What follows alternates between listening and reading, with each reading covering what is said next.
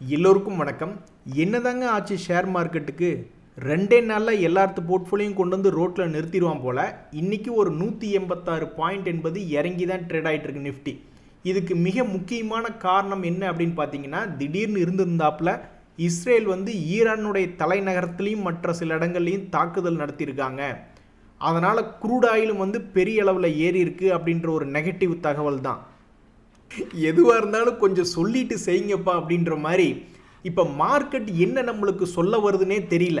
சமீபத்தில் தான் ஒரு குறிப்பிட்ட உச்சி என்பது போயிடுச்சு மார்க்கெட். அதுக்கப்புறம் பார்த்தோம்னா நாளே நாளில் மறுபடியும் அடிவாரத்துக்கே திரும்பி வந்துட்டான். ஸோ என்ன சொல்லுது மார்க்கெட் அப்படின்றதே ஒன்றும் புரிய மாட்டேங்குது. தொடர்ந்து பங்குகளை வச்சிருக்கணுமா, இல்லை வித்துட்டு எஸ்கேப் ஆகணுமா, இல்லைன்னா ட்ரெயிலிங் ஸ்டாப் லாஸ் அப்படின்னு ஒரு பாதி கிணறு தாண்டிட்டானாக்கா எவ்வளவு தூரம் இறங்கி மேல் நோக்கி ஏறி வந்திருக்கோ அந்த அடுத்த சப்போர்ட்டுக்கு ட்ரெயிலிங் ஸ்டாப் லாஸ் நகர்த்தி வச்சுக்கணுமா, இல்லை கொஞ்சோண்டு ப்ராஃபிட்டை புக் பண்ணி வச்சுக்கணுமா, ஒரு ட்ரேடர் என்னதான் பண்ணணும்? ஒரே கன்ஃபியூஷனாக இருக்குது செட்டியார் மதர். இங்கே பாருங்கள், ஒரு உதாரணத்துக்கு இந்த எலிகான் என்ஜினியரிங் அப்படின்ற பங்கு தன்னுடைய ப்ரீவியஸ் ஹையை வந்து முட்டியிருக்கான். அப்போ நீ இதுக்கப்புறம் இவன் என்ன பண்ண போகிறான்? ஒரு ட்ரேடர் என்ன பண்ணுறது? ஒரு பார்ஷியல் ப்ராஃபிட் புக் பண்ணணுமா, இல்லை ட்ரெயிலிங் ஸ்டாப் லாஸ் போடணுமா, இல்லை இது என்ன பண்ணணும், பொசிஷன் என்ன பண்ணுறதுன்னு ஒரே கன்ஃபியூஷனாக இருக்குது. லேஸ் வாக்கில் இவனை விட்டுட்டு ஒரு 4-5 மாதம் கழிச்சு அழிச்சு பார்க்கும்போது, அல்லது ஒரு 10 மாதம் கழிச்சு இது பார்க்கும்போது டொயங்கின்னு இங்கே வந்துட்டு என்ன பண்ணுறது, அல்லது இதை தாண்டி மேலே போயிட்டு என்ன பண்ணுறது? ஸோ ஒரே கன்ஃபியூஷனாக இருக்குது. இவன் மட்டும் இல்லை, Harry Potter also having the same problem this chapter அப்படின்ற மாதிரி ஏகப்பட்ட பங்குகள் உதாரணத்துக்கு இருக்குது. இந்த எல்என்டி ஃபினான்ஸ் அப்படின்ற ஒரு பங்கு, அவனு இதே மாதிரி தான். இதுக்கு முன்னாடி ஒரு குறிப்பிட்ட ஹையிலேருந்து பெருசாக இறங்கினவன் தான். மறுபடியும் அதே ஹை வந்துட்டு மறுபடியும் கீழே இறங்கிட்டான். இப்போ மறுபடியும் அதே ஹை வந்திருக்கானா, இதை உடச்சி பெருசாக மேல் நோக்கி ஏற போகிறானா அல்லது கீழே இறங்க போகிறானா அப்படின்றது அதுவும் புரியாதபடிக்கு இருக்குது. மிகப்பெரிய பிரம்மாண்டமான ஸ்டாக் டைட்டன் இப்போ திடீர்னு குண்டு வீசிக்கிட்டாங்கன்னா கோல்டு சம்பந்தப்பட்ட கம்பெனிகளுக்கு இது ஏறுமா இறங்குமா அப்படின்றது தெரியாதபடிக்கு இருக்கக்கூடிய இந்த நேரத்தில் இந்த டைட்டனுமே கரெக்டாக அவனுடைய ப்ரீவியஸ் ஹை என்பதை வந்து தொட்டுட்டு சமீபத்தில் கொஞ்சோண்டு இறங்கி வந்திருக்கான். அப்போ இவங்க இது மறுபடி பிக்கப் ஆகி புது ஹைக்கு இது போக போகிறானா, அல்லது இதை பூர்த்தி பண்ணிட்டு அப்புறமா ஏதாவது இருந்தாலும் பார்த்துக்கலாம் அப்படின்ற மாதிரி இருக்க போகிறானா அப்படின்றது இதுவும் புரியல. இன்னொரு பங்கு மிகப்பெரிய ஒரு வளர்ச்சி சமீபத்தில், இந்த ஐடிபிஐ அப்படின்ற பங்கு தான் 100 ரூபாய் ரேஞ்சிலேருந்து கீழே 60 ரூபா வரைக்கும் போயிட்டு இந்த ஐடிபிஐ அசாதாரணமான முறையில் மறுபடியும் ரெக்கவரி ஆயிருக்கான். அப்போ இந்த மாதிரி ஏறி வந்த பங்குகளில் நாங்கள் என்னதான் பண்ணுறது அப்படின்ற மாதிரி யோசிச்சுட்டு இருக்காங்க. ஸோ மார்க்கெட் வாயை திறந்து சொல்லிருச்சுன்னா நம்மளுக்கு கவலை இல்லை. பட் சொல்லலைன்னா அவங்கவுங்க என்னத்தையாவது ஒன்றை யோசிக்க தான் வேணும். ட்ரெயிலிங் ஸ்டாப் லாஸா இல்லை பார்ஷியல் ப்ராஃபிட் புக்கிங்கா என்ன ஏதுன்னு அவங்கவுங்க யோசனை பண்ணி ஒரு முடிவு தான் எடுத்தாகணும். ஏன் அப்படின்னா கண்ணு முன்னாடி மிகப்பெரிய ஒரு மாற்றம் அப்படின்றது பல பங்குகளில் நடந்திருக்கு. அவன் பாட்டுக்கு 50% இறங்கிட்டான், அவன் பாட்டுக்கு 50% ஏறிட்டான். அப்போ அடுத்த 1 வருஷம் 2 வருஷத்தில் இவனுக்கு ஏதாவது ஒன்று பண்ணத்தான் போகிறானுன்னு வச்சுக்கோமே. அப்போ அதுக்கு தகுந்த மாதிரி நம்மளுடைய மூவ்மெண்ட் என்ன? நேற்று தான் ஒரு நண்பர் கேட்டுக்கிட்டு இருந்தார், அவர் வாய் என்ன வாய் அப்படின்றது தெரில, என்னங்க டிஃபென்ஸ் பங்குகளில் கீழே விழுந்துருச்சு அப்படின்னு. இன்னொரு நண்பர் அதுக்கு அது ஊருக்குள்ளே யாரும் சண்டை போட்டுக்க மாட்டேங்கிறாங்க அப்படின்ட்டு. இவங்க 2 பேர்த்தினுடைய வாய் ரொம்ப ஸ்பெஷல் வாய்ன்னு நினைக்கிறேன். உடனே ராத்திரியோட ராத்திரியாக எங்கேயோ குண்டு போட்டுக்கிட்டு அந்த தகவலை வச்சுக்கிட்டு இந்த ஜிஆர்எஸ்சி மற்றும் ஹிந்துஸ்தான் ஏரோநாட்டிக்ஸ் போன்ற டிஃபென்ஸ் பங்குகளை இன்னைக்கு ஒரு மாதிரி ஏறிட்டான். சண்டை அங்கே தான் ஏன் நடக்குது? உங்களுக்கு என்ன அப்படின்னா அது இம்பேக்ட் தம்பி. ஆக மொத்தம் ஒன்று தெரிஞ்சிருச்சுங்க நண்பர்களே, எதிர்காலத்தில் இந்த சண்டை போடக்கூடிய ஃபைட்டர் ஜெட்டில் இருக்கக்கூடிய விமானிகளுக்கெல்லாம் வேலையை குறைச்சி விட்ருவாங்க போல். எதாக இருந்தாலும் நாங்கள் ட்ரோன் அனுப்புகிறோம், ட்ரோனுக்குள்ளேயே ஏதாவது துப்பாக்கியில் பொருத்தி அனுப்புகிறோம், இல்லை மிசைல்ஸை பொருத்தி அனுப்புகிறோம், என்னத்தையாவது ஒன்று பண்ணுற. சண்டை எல்லாமே இனிமேல் ட்ரோன்கள் மூலியம், ஆளில்லா விமானங்கள் மூலியமாக தான் அப்படின்ற மாதிரி ஒரு முடிவுக்கு வந்துடுவாங்க போல். ஸோ எது எப்படியோ எதிர்காலத்தில் டிஃபென்ஸ் ஸ்டாக்ஸ் எப்படி இருந்தாலும் ஒரு தீர்வு, அதாவது மனுஷன் வளர வளர சண்டை போடுறதெல்லாம் நிறுத்த மாட்டான் போல். ஏங்க உங்களை காப்பாற்றுறதுக்கு யாருமே இல்லைன்னு நினைக்காதீங்க. அதான் குழந்தைகள இருக்குங்களேங்க அப்படின்னு யாராவது சொன்னாக்கா, அட ஏங்க நீங்கள் வேறு, அது இப்போ தான் 5வது படிக்குது, நீ 12வது முடிச்சு காலேஜ் முடித்து வேலைக்கு போய் எப்போ நம்மளை காப்பாற்றுறது அப்படின்ற மாதிரி. ஸ்டாக் மார்க்கெட்டில் இந்த லாங் டேர்ம் சார்ட்டில் மந்த்லி சார்ட்டில் பார்த்தோம்னாக்கா இந்த எம்மண்டம் வந்து அதனுடைய பழைய ஹையை வந்து தொடரணும் அப்படின்னாவே எத்தனை மாதம் எடுத்துக்க போகிறான், எத்தனை வருஷம் எடுத்துக்க போகிறான்றது தெரியாது யாருக்குமே. அடுத்தது என்ன நடக்கும்னு தெரியாது. இந்த சமயத்தில் அப்படியே வந்து தொட்டாலும் கிட்டத்தட்ட ஒரு 20% தான் தன்னுடைய பழைய ஹையை வந்து தொட வேண்டியதாக இருக்குது. ஸோ இது எல்லாமே ஸ்டாக் மார்க்கெட்டில் பார்க்க வேண்டியதாக இருக்குது, எல்லாமே யோசிக்க வேண்டியதாக இருக்குது. இப்போ ஒரு உதாரணத்துக்கு இந்த கிராம்ப்டன் கிரீவ்ஸ் அப்படின்றது அதே மாதிரி இப்போ மந்த்லி சார்ட்லாம் பார்த்தோம்னு வச்சிங்களேன், இவன் தன்னுடைய பழைய ஹையை ஒரு வேளை வந்து தொடுவது போல் இருந்தால் கிட்டத்தட்ட 30-40% மேலே ஏறி வரும். ஸோ இது மாதிரி விஷயங்களையும் பார்க்க வேண்டியதாக இருக்குது. தற்சமயத்துக்கு இந்த கிராம்ப்டன் கிரீவ்ஸ் அப்படின்ற பங்கினுடைய டிவிடெண்ட் எவ்வளவு கொடுக்குறான் அப்படின்னா 0.87% அப்படின்ற மாதிரி கொடுக்குறான். சரி, இவனுடைய சமீபத்தினுடைய குவார்ட்டர்லி ரிசல்ட் எப்படி வந்திருக்கு அப்படின்னா, அது கடந்த சில வருடங்களுக்கு முன்னாடி அவன் 172 கோடி லாபம் என்பது பண்ணல.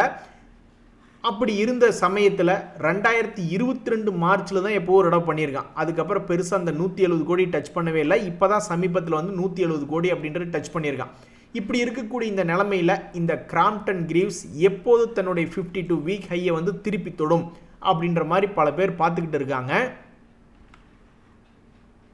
இந்த மந்த்லி சார்ட்டில் இந்த கிராம்ப்டன் கிரீவ்ஸ் என்ன பண்ணியிருக்கான்னா 2021 2023 வரைக்கும் 2 வருஷமாக இறங்கியிருக்கான். அதுக்கப்புறம் 2023 2024 ஆல்மோஸ்ட் 1.5 வருஷம் கூடி தான் மேல் நோக்கி ஏறியிருக்கான். இனி ஏதாவது ஏறமா இருந்தாலும் இந்த குழந்தைங்க படித்து வந்து பெரிய ஆளாகி நம்மளை காப்பாற்றுற மாதிரி தான் கணக்கு போல. அவன் எத்தனை மாதம் எடுத்துக்குவானே அப்படின்றது தெரியாதபடிக்கு இருக்குது. ஆனால் இதுலேயும் அந்த கல் நெஞ்சக்காரங்க நிறைய பேர் என்ன நினச்சிட்டு இருப்பாங்கன்னா, சரி இன்னும் கொஞ்சம் கீழே இறங்கி இதுக்கு முன்னாடி 2023 2020 ஒரு 150 ரூபா ரேஞ்ச் வந்திருக்கில்ல, அது வரைக்கும் வந்துட்டு அப்புறமா நீ ஏதாவது உன் பயணத்தை தொடரலாமே அப்படின்னு நினைக்கக்கூடிய ஆட்கள் இருக்காங்க. இப்போதைக்கு ஸ்டாக் மார்க்கெட்டில் நம்ம அனுபவம் என்னென்னா, காசு இருந்தால் ஸ்டாக் இருக்காது, ஸ்டாக் இருந்தால் காசு இருக்காது அப்படின்ற மாதிரி.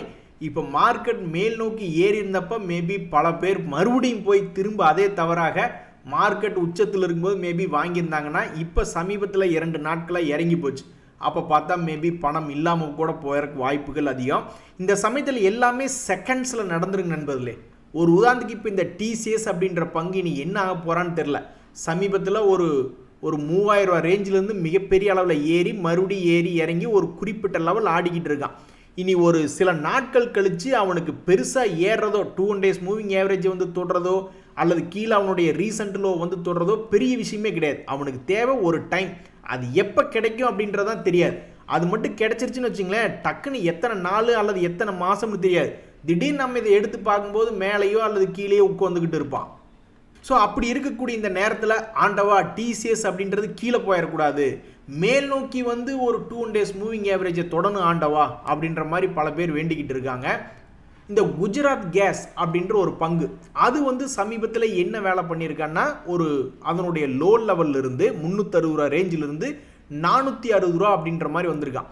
இனி அடுத்து இந்த பங்கினுடைய மூவ்மெண்ட்டுக்காக எல்லா ட்ரேடர்களும் காத்துக்கிட்டு இருக்காங்க. அடுத்தது நீ என்ன முடிவு எடுக்க போற, மறுபடி இங்கிருந்து மேல் நோக்கி ஏறி உன்னுடைய சேனல் பேட்டர்னை கம்ப்ளீட் பண்ண போறியா அல்லது மறுபடி கீழே வந்துட போறியா, உன்னுடைய முடிவு என்ன அப்படின்ற மாதிரி இந்த பங்கை பார்த்துக்கிட்டு பல பேருக்கு வந்துக்கிட்டு இருக்காங்க. இந்த சமயத்தில் நிறைய ஸ்மார்ட் மணி கான்செப்ட் ட்ரேடர்ஸில் என்ன நினச்சிக்கிட்டு இருப்பாங்க, சரி இந்த லெவலுக்கு மறுபடி நீ வந்து உளுந்துருக்க, அப்போ நீ மறுபடி மேலே போய் உன்னுடைய லெவலை ஹையை தொட்டினா தானே உனக்கு ஒரு மரியாதை அப்படின்ற மாதிரி அதை உசுப்பேற்றி விட்டுக்கிட்டு இருக்காங்க. நீங்கள் சொன்னால் நான் ஏறிடணுமா, என் விருப்பப்படி தான் ஏன் எப்படியாவது சுற்றிக்கிட்டு இருப்பேன் அப்படின்ற மாதிரி அந்த பங்கினுடைய ஷேர் விலை நினச்சிக்கிட்டு இருக்கும். எதாக இருந்தாலும் 1 வருஷம் இல்லைன்னா 2 வருஷம் கழித்து வந்து பாருங்கள், அப்போ தான் நான் என்ன பண்ணியிருப்பேன்னு எனக்கே தெரியும் அப்படின்ற மாதிரி இந்த குஜராத் கேஸ் பங்கினுடைய விலை தற்போது அதனுடைய பாட்டம் ரேஞ்ச் பக்கத்தில் இருக்குது.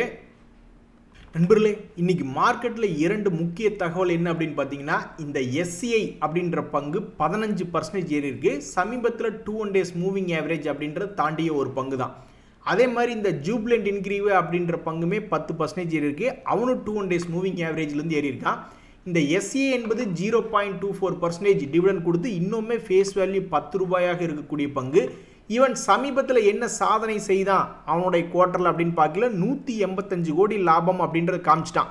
அதனால் அதுக்கு ஒரு மரியாதை, இந்த ரிசல்ட்டுக்கு ஒரு மரியாதை அப்படின்ற மாதிரி தூக்கி விட்டாங்களா என்னன்றது தெரில. இன்றைக்கி இறங்கி இருக்கிற மார்க்கெட்லேயும் 10% தூக்கி விட்டுருக்காங்கன்னா ரொம்ப மகிழ்ச்சி தான்.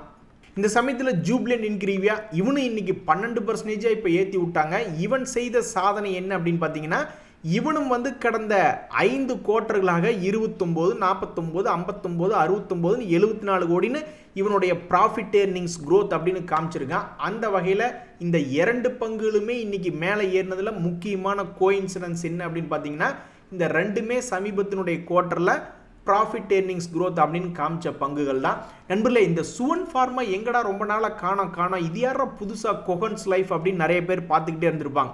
இந்த கொஹன்ஸ் லைஃபும் சுவன் ஃபார்மாவும் மெர்ஜர் ஆகி அந்த அமெல்கமேஷன் ஆகி அதுக்கப்புறம் அதனுடைய பெயர் கொஹான்ஸ் லைஃப் சயின்சஸ் அப்படின்ற மாதிரி வந்துடுச்சு. ஸோ இன்னைக்கு இந்த பங்கு 2.5% என்பது இறங்கியிருக்கு. இந்த பங்கினுடைய சமீபத்தினுடைய ரிசல்ட் என்பது 39 கோடியாக கொஞ்சம் குறைஞ்சிருக்கு. பட் இந்த மெர்ஜர் செஞ்சது எதுக்கு அப்படின்னா இந்த கம்பெனியினுடைய நல்ல விஷயத்துக்காக தான். It is for the betterment of the company அப்படின்ற மாதிரி தான் மெர்ஜர் ஆயிருக்கு. ஸோ இப்படி இருக்கக்கூடிய இந்த நிலைமையில் இந்த பங்கு மறுபடியும் திரும்பி அவனுடைய பழைய ஹையை வந்து தொடுமா, அல்லது அவனுடைய இந்த வருஷம் ஜனவரியிலிருந்தே ஒரு குறிப்பிட்ட லோக்கு கீழே போகவே இல்லை, இழுத்து பிடிச்சி வண்டி ஓட்டிக்கிட்டு இருக்கான், மறுபடியும் இங்கிருந்து பிக்கப் ஆகுமா அல்லது இங்கிருந்து புது பெயருடன் கீழே வருமா அப்படின்றது பொறுத்து இருந்து தான் பார்க்கணும். மார்க்கெட்டில் இவங்களையெல்லாம் நம்பி எப்படி களத்தில் இறங்குறதுன்னு தெரியல அப்படின்ற மாதிரி திங்கட்கிழமை அன்னைக்கு பெரிய மூவ்மெண்ட் அப்படின்னு காமிச்சது சில 10 ஷேர்கள் 6000 ஷேருக்கு பக்கமாக இருக்குது. இருந்தாலும் எஃப்என்டோலையும் நிஃப்டி 500லையும் கொஞ்சம் முன்னணியாக ஒரு 10% 12% வால்டிலிட்டி காமிச்ச பங்குகளில் இந்த எம்ஜிஎல்னு ஒருத்தன்.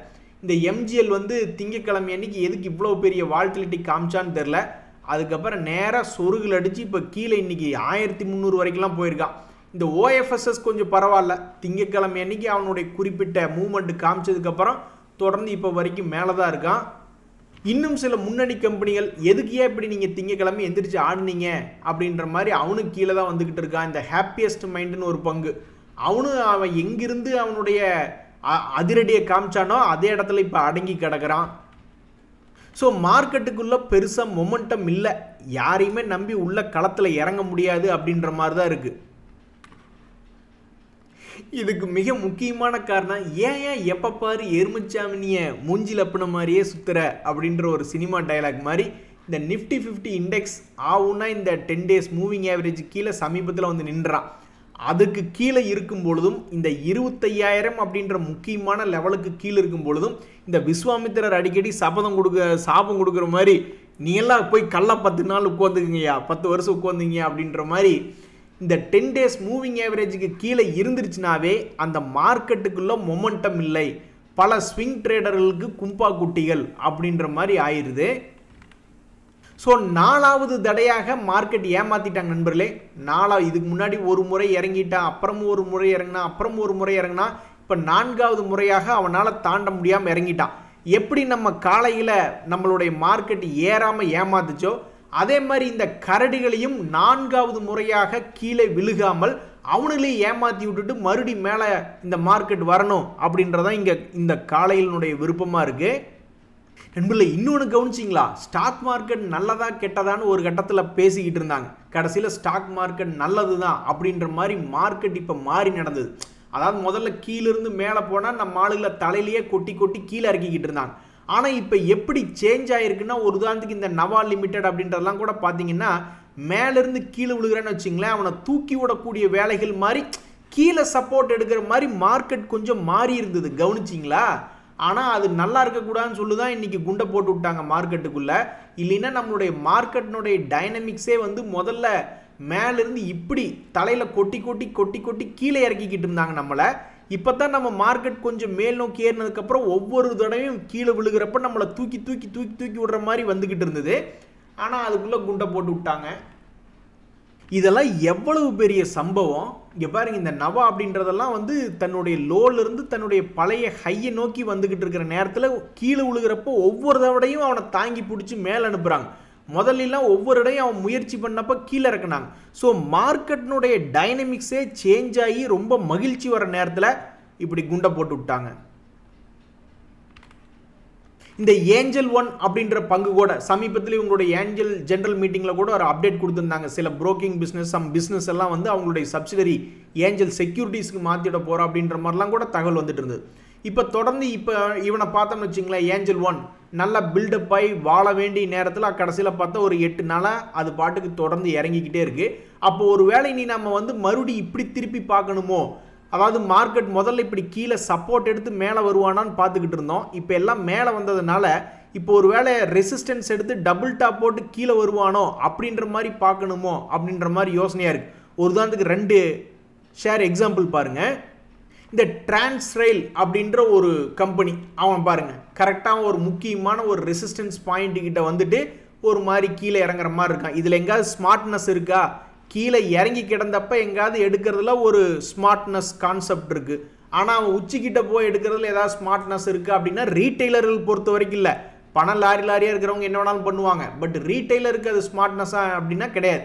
இந்த டைம் டெக்னோபிளாஸ்ட் அப்படின்ற பங்கு, அவனும் ஒரு காலத்தில் வாழ்க்கை ஃபுல்லாகவே ஒரு உச்சிக்கு வந்தால் இறங்குற மாதிரி தான் வேலை பண்ணிக்கிட்டு இருக்கான்.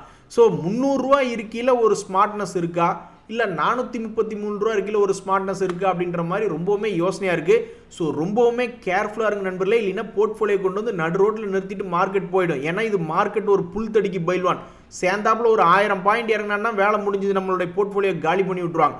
அதனால் அவங்களுடைய போர்ட்ஃபோலியோ எப்படி இருக்குது அப்படின்றத தொடர்ந்து கண்காணிச்சுட்டே வரணும். நன்றி, வணக்கம்.